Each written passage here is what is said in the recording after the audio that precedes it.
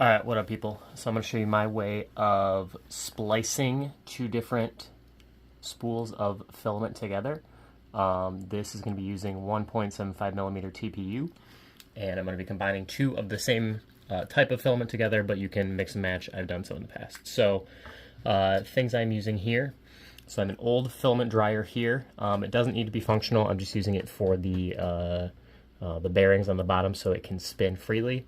I have a filament splicer inside of a jewelry vise, so this is what's going to be used to combine the filaments, as well as make sure that the fused junction can flow freely through what will be our 3D printer. I have another roll here.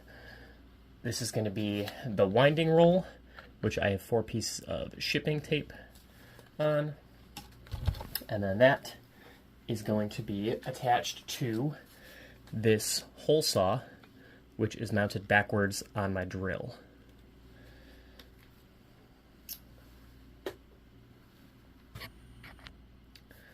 Alright, so I'm going to take this first spool. This is going to be the donor spool. So place this in here.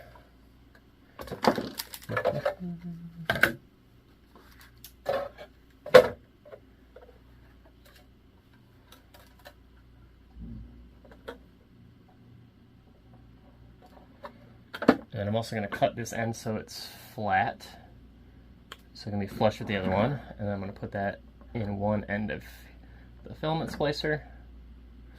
And then we're going to take the other one from the roll we're going to be using. I'm going to cut that so that's flat also. And then put that in here. I'm going to quickly move this up here so we can see that. Perfect. Alright, so what I'm going to do is I'm going to take my lighter and I'm going to light underneath here, soften up both these pieces and push them together. But if I push them together here, it's going to like squish.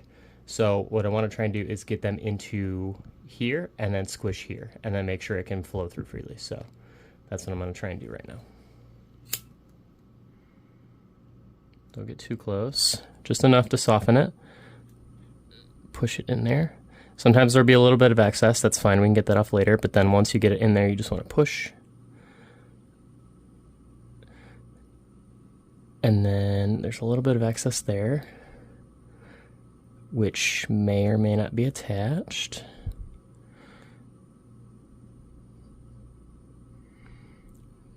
Okay, so it looks like it came out the other side.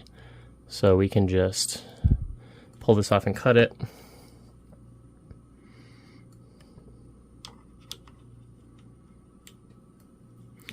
And then see if it can flow through without any crazy like snags. So this is mostly good.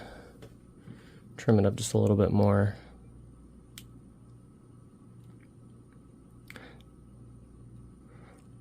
As long as you can pull from one side and it doesn't break, you're good. So a little bit of a snag, but the extruder should be able to pull through that, no problem.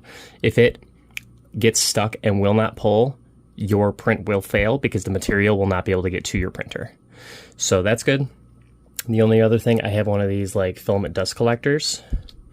As you can see, it does the job pretty good. So I'm just going to be putting this here so that when I wind it, it will collect any dust or particles from that. So I'm going to move my camera back now. And so now what I'm going to do is take the spool with the tape on it. I'm going to just put the hole saw right there and connect it. And so now when I actuate the drill, it will do that. That's fine. Alright, and then now we can start winding it up.